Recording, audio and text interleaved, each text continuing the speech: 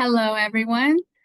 We continue Beckman Foundation's Milestone Moment celebration of the 100-year wedding anniversary of Arnold and Mabel Beckman with our second webinar of the day.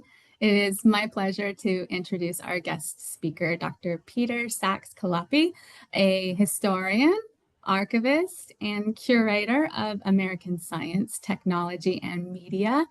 As head of archives and special collections at the California Institute of Technology. Focus is on leading a team that facilitates understanding of Caltech's role in the history of science through research collections and exhibitions. Today's presentation is the Beckmans at Caltech. Peter, welcome. Thank you very much, Carrie, and thanks to all of you for being here and joining us for this presentation today. So I'm going to take the opportunity today to talk a little bit about this early period of the Beckmans' lives and also about the institution that they participated in during that time, the California Institute of Technology. In 1923, Arnold Beckman was a U.S. Marine veteran.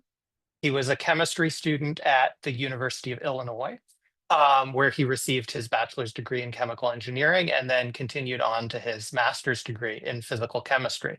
And 1923 was the year in which he completed that graduate degree. It was also the year in which Arnold Beckman got engaged to Mabel Mainzer, who he had met in Brooklyn 5 years earlier on Thanksgiving in 1918. Mainzer was in 1923 a secretary for Equitable Life Assurance Company in New York. But when they had met in 1918, she was, as you can see here, working for the Red Cross. And so they had a courtship about which you'll have the opportunity to learn more if you attend the presentation in this series tomorrow. But that courtship became a long distance courtship when Beckman was a student at the University of Illinois, and much of it was carried on through letters, as well as one visit that they were able to have together. In 1923, Beckman, finishing his master's degree, is deciding what to do next. He applies to PhD programs and decides to enroll in one at Caltech here in Pasadena. And he drives all the way from the University of Illinois to Caltech with a friend, William Hinkey. This, of course, puts him even further away from his fiancée, Mabel. And so he spends a year here at Caltech studying with the chemistry division of the Institute, including William Tolman, who had been a professor at the University of Illinois, who Beckman had known a little bit there. And Tolman's decision to take a job at Caltech was one of the reasons that Beckman was attracted to it, out of respect for one of his mentors. But this distance is very difficult for Arnold. He wants to have a closer relationship to Mabel. They're talking about marriage. And so he, after a year of graduate school at Caltech, decides to leave, takes a ship through the Panama Canal to New York to be closer to Mabel, who's in New York, and gets a job at Bell Labs developing statistical tests for electronics equipment, such as vacuum tubes. And with this job, they're each making enough money to think more seriously about marriage. And on June 10th, 1925, a century ago today, Arnold and Mabel married. A year later, A.A. Noyes, the chairman of chemistry here at Caltech, who you can see here at the center of this photograph, visited New York. And when he was planning his visit, he telegrammed Arnold and asked for a meeting while he was in New York. And at that meeting, he asked Arnold to return to graduate school and to return to Caltech. And Arnold, in response, wrote, "I was getting a little nostalgic for the smell of a chemistry lab." So he took Noyes up on this invitation. And that fall, Arnold and Mabel drove across the country in their Model T, camping along the way. This trip took 6 weeks and 19 flat tires, but they did make it to Pasadena. Along the way, Mabel also learned how to drive. So they were able to share that work as they shared much of their work throughout their lives. And they rented a house in Pasadena. They adopted a pet bird, and they sort of settled into this life with Arnold as a graduate student. So the Caltech that that the Beckmans came to in 1925, what was this place like? Well, this institution had been founded in 1891 as Troup University, as a manual arts institution that had a wide variety of courses, a broad curriculum. And then in the beginning of the 20th century, in the aughts, I'm actually going to move around a little bit because I want to bring in the figure of George Ellery Hale, a pioneering astrophysicist, moved to Pasadena in order to found Mount Wilson Observatory. And he also joined the board of this institution, Troup, and really reshaped the institution according to his own vision. In 1910, this institution, Troup, moved to what's now Caltech's current campus. And it also narrowed its curriculum to focus on mechanical and electrical engineering. And it narrowed its student body. It had been a coeducation institution. And in 1910, it became single sex, a decision that would stand for undergraduates for 60 years. So the institution that the Beckmans joined was an institution that really focused on shaping men into engineers, but also into scientists. In 1910, it was an engineering institution only, but by the 1920s, when the Beckmans arrived, it was an institution that also embraced chemistry and physics. You can see in this photograph, the large building at the upper center is a building that was called Troup Hall, that was the original building of the campus built in 1910. And the buildings in front of it still stand. The one on the left was built as Gates Laboratory of Chemistry and is now our Parsons Gates Hall of Administration.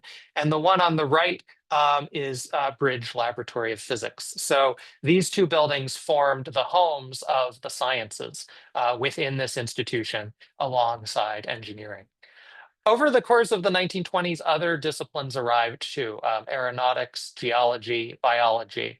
But chemistry was really the first of the sciences to arrive on this campus with Hale's effort to recruit A.A. Noyes from MIT and bring him to this institution. And it was Noyes and Hale who were at the center of the decision in 1920 to rename the institution from Troup to California Institute of Technology. You can see another angle of the campus here. And in the foreground at the lower right, there's a wood building, which I'll give you a closer look of. This was the old dorm, which was the original undergraduate housing on the campus.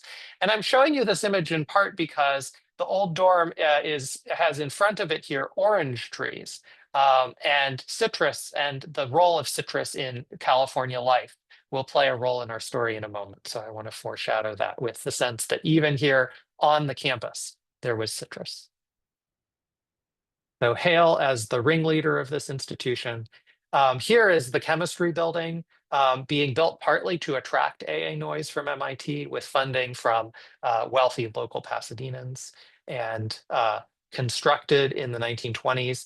And here you can see the kind of laboratories that Arnold would have entered when he came into Caltech in the 1920s. So you can see students at work in the laboratory. And you can see A.A. Noyes' own office, which had some space for lab work, but also some space for napping during the course of a busy day. So the chemistry division again, A.A. Noyes as the key figure, Richard Tolman as coming in from Illinois, along with Beckman, and then a sort of rising star among the chemists, Linus Pauling, who over the course of the 20s was using the sort of central technique of Caltech chemistry, X-ray spectroscopy, which also came here quite early in the 19-teens.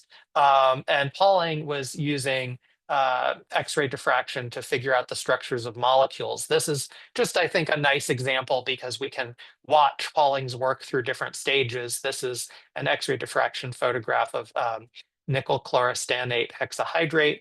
And you can see the diffraction photograph. You can see then on the envelope in which he puts the photograph itself, Pauling is drawing some of the structure. that he's inferring, and then a published article.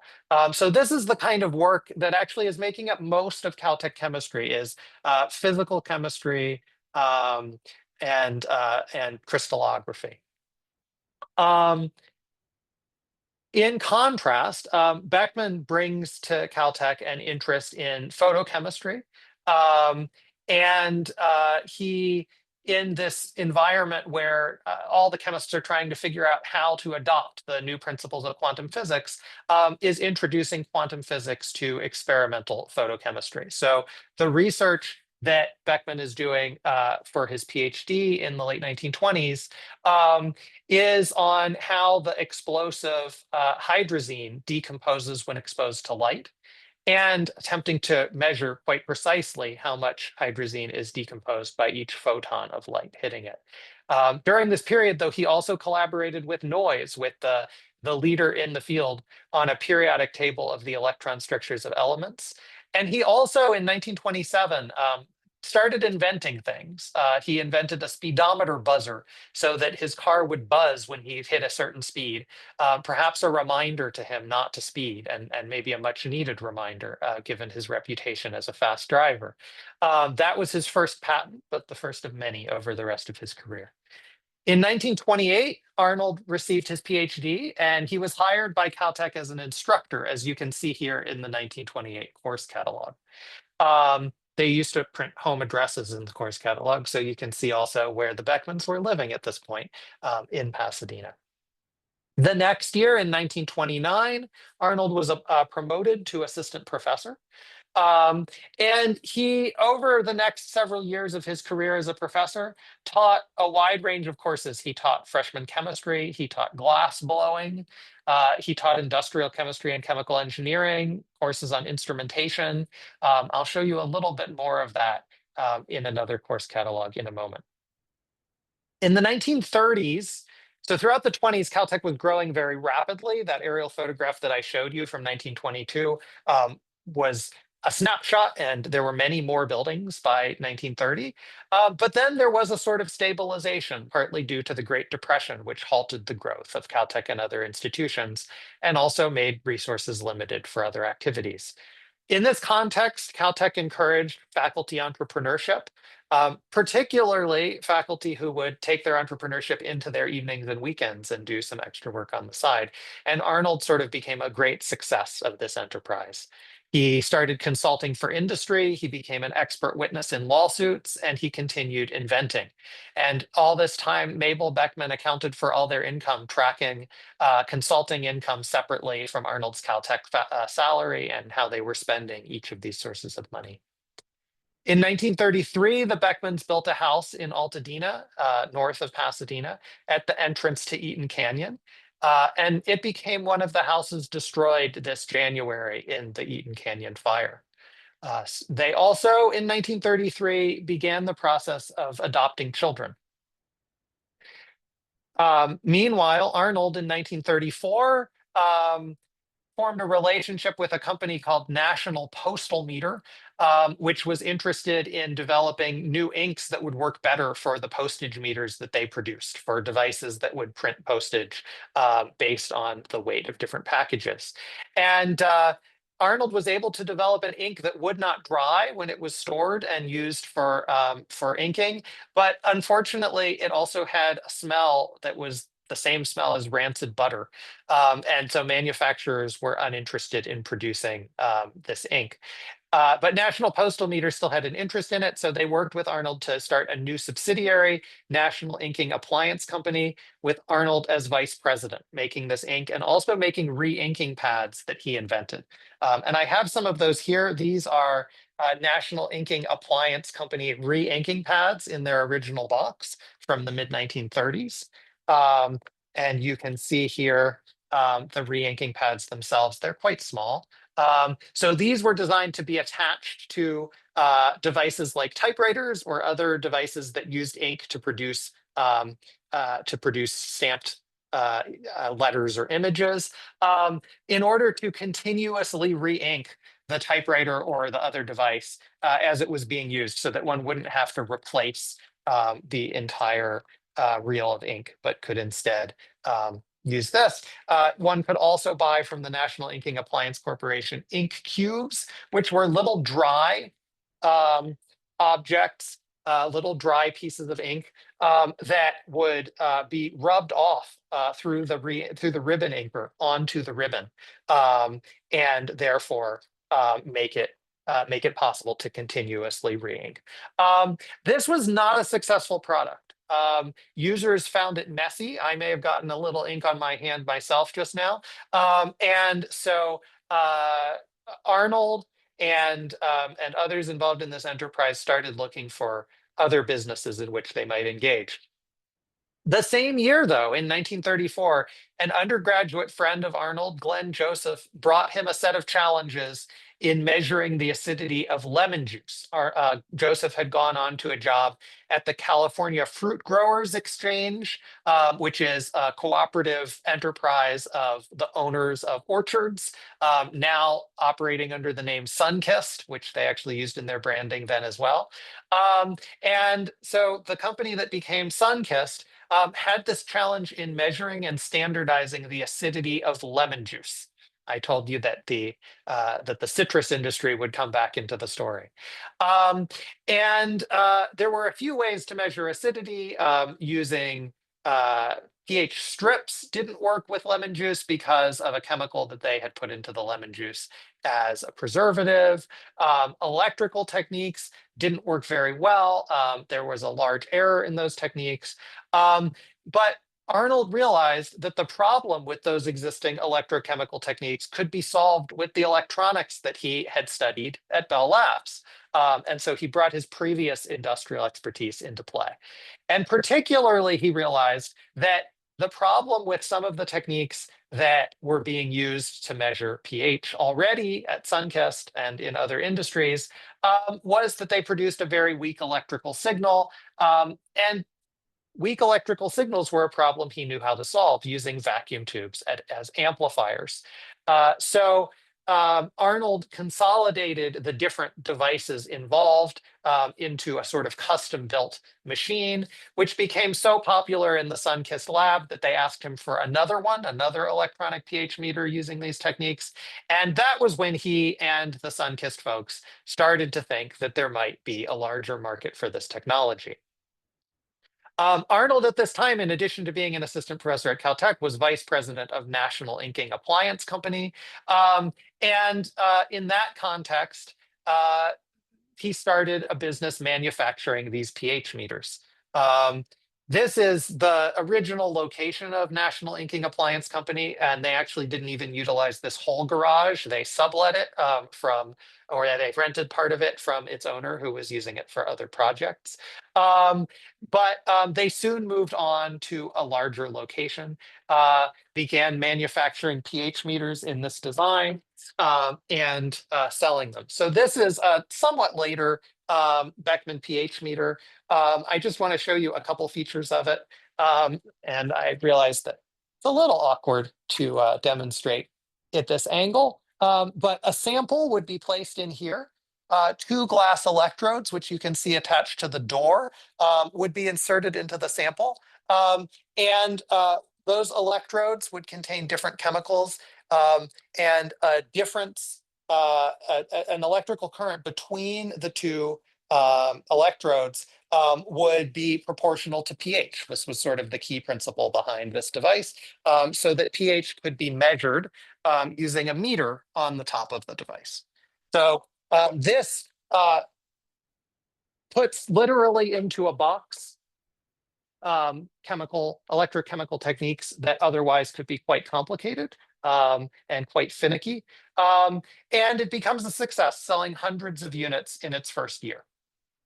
As National Technical Laboratories was growing, so too was the Beckman family. In 1936, Mabel traveled to Evanston, Illinois to adopt Gloria Patricia Beckman. And a year later, the whole family went back to adopt Arnold Stone Beckman. Soon after, there was some catastrophe. Mabel became ill with tuberculosis. And the best available cure at the time was rest.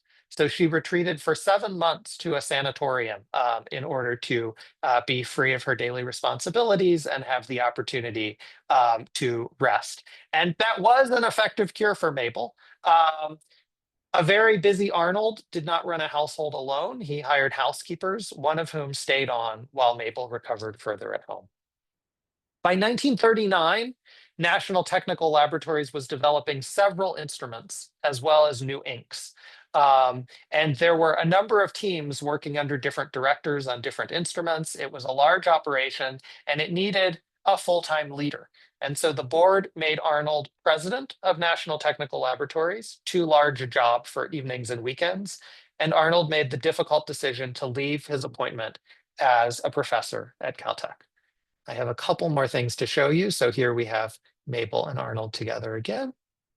Here we have from the last year that Arnold was a professor at Caltech, the courses that he was teaching, which give you a sense of his capacity and his role as a teacher. So he was teaching a sort of practical hands-on chemistry in the context of engineering, also in the context of instrumental analysis for chemists. And he was also teaching a sort of signature course called Research Manipulations, which was his own invention, his own set of techniques that he brought together, which included glass blowing, as you can see here, machine shop operations. This was a course in building the tools to do chemistry, which was very important for chemistry at this time because not as many of the tools were mass produced as they would later be. And it was, of course, Beckman himself who was one of the pioneers of that mass production through National Technical Laboratories and Beckman Instruments. So that brings us to the end of the Beckmans' first interactions with Caltech. The Beckmans later would become close to Caltech in new ways. Arnold would become chairman of the board of trustees, and the Beckmans and the Beckman Foundation would become important patrons of Caltech. But that is a story for another day. I'm going to stop there. Thank you. Thank you, Peter. A fascinating walk through history. Some things that even we, I think, at the foundation had never heard before. So fantastic. We really appreciate that. Especially, I'm going to throw out there the pet bird. I know it's a little personal thing there, but I hadn't heard that before. So they had pets. They did, and actually there's another layer to that story. Apparently, the pet bird had free reign of their house, at least at times, and the stairs were too large for the bird to hop up. So Arnold took some of his books and made in-between stairs so that each of the stairs was only half the height of a normal stair so that the The bird could story gets navigate better the and house. better. That's great. It's a wonderful tidbit to just get to know the personal side of them a little bit more. So, well, Peter has generously offered to take a couple of questions. If anybody has those, you're free to enter them in the Q&A function of your Zoom menu at the bottom there, or you're welcome to turn on your own video and unmute yourself at this time if you would like to speak with Peter directly. So we can do that at this time. Or I would like to ask a little bit about that ship through the Panama Canal. Oh, I see our good friend, Dr. Harry Gray. It's nice to see you, Harry. Good to see you, Peter. I know you're downstairs and I'm upstairs. Well, that was a great presentation. Have you gone up to Altadena to Circle Drive to have a look at the remains of the Beckman house? I haven't. I've only looked at a photograph that's part of a database of house damage, which it does not look pretty in the photograph, but I haven't gone myself. Yeah, I've been up. I made a pilgrimage up to the house to take some photographs. There's not much standing there, as you might imagine, but I have some photographs that I sent to Arnold's grandson, Arnie, and I've had conversations with Arnie about them on telephone, and it's really pretty sad to see what happened to his, I guess that was his second house. He That was yes, maybe he was third. additionally, Yes, where was his first place in Pasadena? Do you remember? I don't. I can find the answer. I think that the answer is actually so. Of course, in preparing this presentation, this biography of Beckman has been extremely helpful. The 2000 biography by Arnold Beckman and Minor Mayers. And I think that it does include the location of their first house, and then the other place, which was here in Pasadena. And then also I noticed that the course catalog, once he became an instructor, um, has an address of 107 South Grand Oaks, which I don't think was their first location. So I think the Altadena house may have been their third, but the earlier ones may have been rentals. I think it might have been the first one they owned.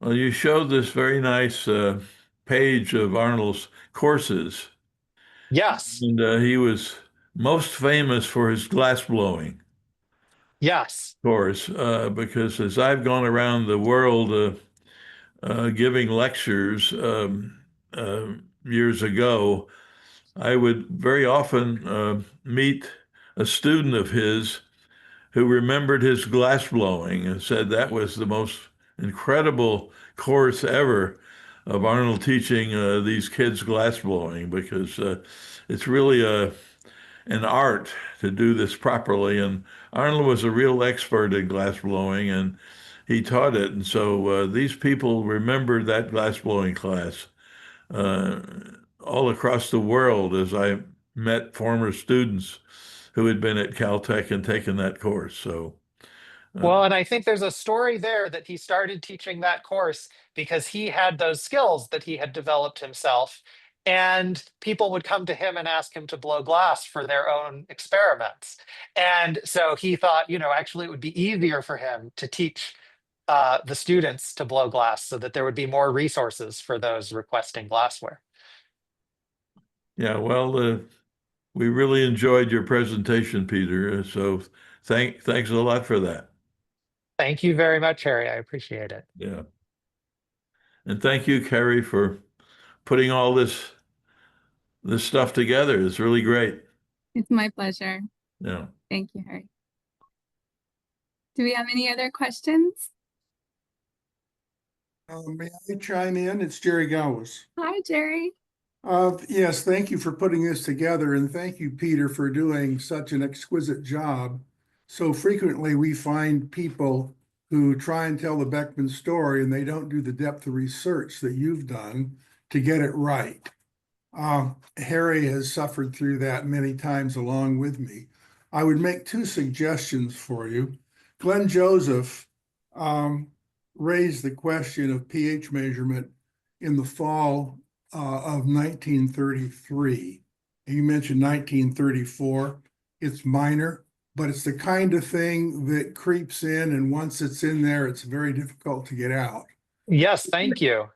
The second thing is we use the word machine largely because of the computer world, but he was very succinct and particular about calling his instruments. Yeah. And I would urge you to swap those two words. I'll tell you a little sidebar which has remained with me all my life. He rented his property in Illinois to a young couple who he invited to California, and they saw a doctor and they expected doctor to be a physician. And so when they got to his office, they were just amazed to find this big industrial complex. And for the first time to realize that he wasn't a real doctor, he was a doctor. So he gave them a tour, and late in the afternoon came to my laboratory and he said, could you explain to my friends how we build instruments? And I said, I quickly summed them up and could see that they didn't have any frame of reference at all. And I said, well, think of putting together Tinker Toys. And I felt this very firm hand on my shoulder and said, Jerry, I've never heard my instruments referred to as Tinker Toys. Anyhow, thank you for putting this together.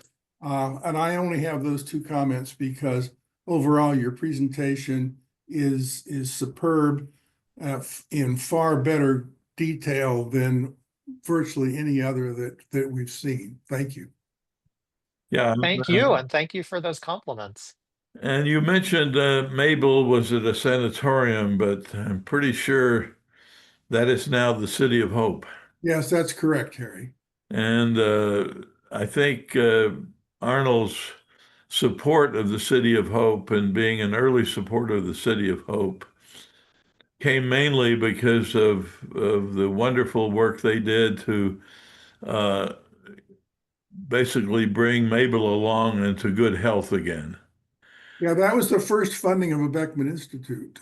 Yeah, the City of Hope was really first because Mabel had a very soft spot in her heart for the City of Hope, and so did Arnold because of the wonderful work they did in bringing her back to good health from having tuberculosis, which was a horrible disease at that time and very hard to deal with. So I guess you knew that, Peter. I actually did not, and I should have. I stopped in 1939, so I didn't make the connection. But thank you so much. Okay, well, I'm glad Jerry and I could make some contribution to your wonderful scholarship. Absolutely, thank you. Thank you all. Well, Thank you, Peter. We appreciate it. So the recording of today's presentation will be available on our website tomorrow. And we do have one more Zoom presentation, webinar tomorrow with Dr. Michelle DeMeo from the Science History Institute. If you have not yet registered, that opportunity is still available.